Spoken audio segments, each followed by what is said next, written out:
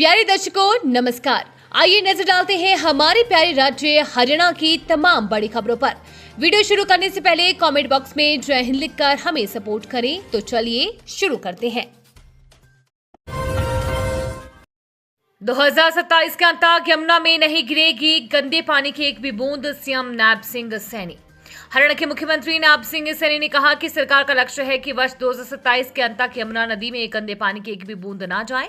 इसके लिए सभी विभागों को मिलकर काम करना चाहिए और जहां भी आवश्यक हो नए औद्योगिक अपशिष्ट जल उपचार संयंत्र यानी कि industrial waste water treatment plants और सीवेज उपचार संयंत्र लगाए जाने चाहिए। मुख्यमंत्री श्री नायब सिंह सैनी को हरियाणा सिविल सचिवालय में आयोजित एक बैठक के दौरान यमुना नदी को प्रदूषण मुक्त बनाने के लिए विभिन्न विभागों द्वारा किए जा रहे कार्यों की समीक्षा कर रहे थे। पेड़ों से लोग परेशान, 43 डिग्री पार पहुंचा पारा, अभी और बढ़ेगा तापमान।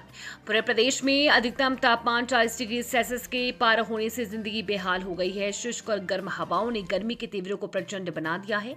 प्रदेश में फरीदाबाद में 43.4 डिग्री, रोहतक में 43.4 डिग्री सेल्सियस तक तापमान दर्ज किया गया। नारनौल में 42.7 डिग्री सेल्सियस तापमान रिकॉर्ड किया गया। पूरे प्रदेश में रात का तापमान सामान्य से अधिक।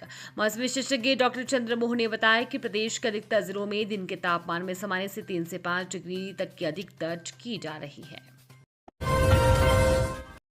हजारों मरीजों को बड़ी राहत, हरियाणा के 2 और जिलों में शुरू होगी मुफ्त डायलिसिस सुविधाएं। हरियाणा सरकार ने महर्षि च्यवन सरकारी मेडिकल कॉलेज कोरियावास और श्री अटल बिहारी वाजपेयी सरकारी मेडिकल कॉलेज छांसा फरीदाबाद में मुफ्त डायलिसिस सेवाओं के विस्तार को मंजूरी दे दी है। ये फैसला बजट में की गई घोषणाओं को जमीनी स्तर पर और तय समय सीमा के भीतर लागू करने की दिशा में एक अहम कदम है। हरियाणा के स्वास्थ्य एवं परिवार कल्याण और चिकित्सा शिक्षा एवं अनुसंधान विभाग के अतिरिक्त मुख्य सचिव डॉक्टर सुमिता मिश्रा ने छांसा और कोरियावास के सरकारी मेडिकल कॉलेज को निर्देश दिया है। राहत अब आसानी से मिलेंगे, सभी विभागों के नो ड्यूज सर्टिफिकेट करे ये काम। हरियाणा राज्य चुनाव आयोग के प्रवक्ता ने बताया कि राज्य चुनाव आयोग ने 13 अप्रैल 2026 को आम चुनावों के संचालन के तहत चुनाव कार्यक्रम जारी कर दिया है। 22 अप्रैल 2026 को राजनीतिक दलों के साथ आयोजित बैठक के दौरान आयोग के संज्ञान में ये बात लाई गई है कि कुछ स्थानों पर सरकारी कर्मचारी खुले तौर पर राजनीतिक गतिविधियों में भाग ले रहे हैं और किसी विशेष उम्मीदवार का पक्ष ले रहे हैं, जो हरियाणा सिविल सेवा सरकारी कर्मचारियों का आचरण नियम 2016 के नियम 9 का उल्लंघन है और आदर्श चुनाव आचार संहिता के भी विरुद्ध है।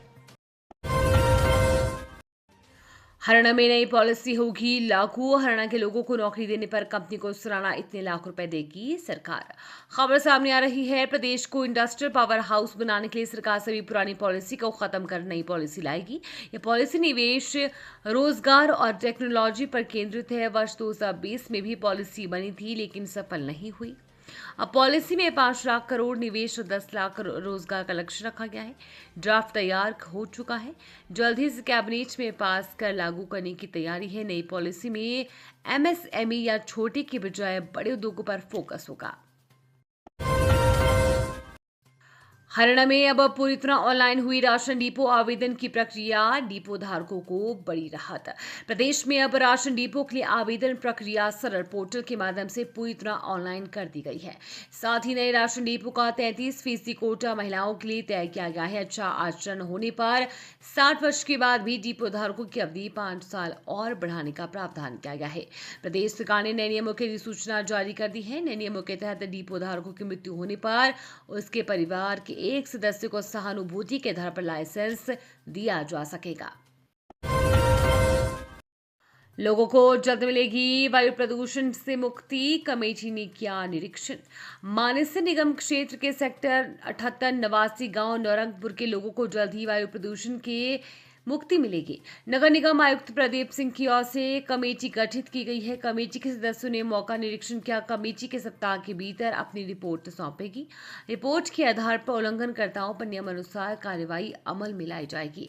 शुक्रवार को नगर निगम मानेसर के संयुक्त आयुक्त पुनीत कुमार, प्रदूषण नियंत्रण बोर्ड के क्षेत्रीय अधिकारी सिद्धार्थ भार्गव, निगम के डीटीपी राजेंद्र शर्मा, स्वच्छ भारत मिशन के एक्सियन निदेश एसडीओ विपिन बुरा सहित अन्य लोगों की टीम ने गांव नौरंगपुर को राष्ट्रीय राजमार्ग 48 से जोड़ने वाली मुख्य सड़क का निरीक्षण किया। खुशियां मातम में बदली, भिवानी में बारातियों पर जानलेवा हमला, परिवार का इकलौता सहारा छीना। भिवानी के गांव बलियाली में शादी की खुशियां अचानक मातम में बदल गई। गांव बलियाली में आधा दर्जन युवकों द्वारा किए गए हमले में एक युवक की मौत हो गई है, जबकि एक अन्य गंभीर रूप से घायल है। भिवानी के भिवानी खेड़ा क्षेत्र के आदर्श महाग्राम बलियाली में उस समय अफरा तफरी मच गई जब शादी समारोह के दौरान कुछ युवकों ने घर से घुसकर सो रहे लोगों पर हमला कर दिया। बताया जा रहा है कि करीब 6-7 हमलावरों ने लाठी डंडों से 2 युवकों पर हमला किया। हिसार में 27 अप्रैल को छात्र हितों के लिए महापंचायत पूर्व डिप्टी सीएम दुष्यंत चौटाला बोले, व्यवस्था परिवर्तन के लिए लड़ रही हैं लड़ाई। हरियाणा के पूर्व उप मुख्यमंत्री दुष्यंत चौटाला ने कहा कि छात्र हितों के लिए प्रदेश भर के युवाओं को एवं सामाजिक लोगों की एक महापंचायत हिसार में होगी। उन्होंने कहा कि प्रदेश के विश्वविद्यालयों में एक पार्टी विशेष की आइडियोलॉजी को प्रचारित एवं प्रसारित करने के लिए तो अनुमति दी जाती है, लेकिन अनेक किसी भी छात्र संगठन को विश्वविद्यालयों में नहीं घुसने दिया जा रहा। मानसिक रूप से परेशान युवक ने 6ठी मंजिल से कूदकर की सुसाइड। सेक्टर 65 थाना एरिया में एक युवक ने 6ठी मंजिल से कूदकर सुसाइड कर लिया है। युवक पिछले काफी समय से मानसिक रूप से परेशान था व उसका दिल्ली के एक अस्पताल में इलाज चल रहा था। पुलिस ने शव का पोस्टमार्टम कराकर परिजनों को सौंप दिया है। पुलिस मामले की छानबीन कर रही है।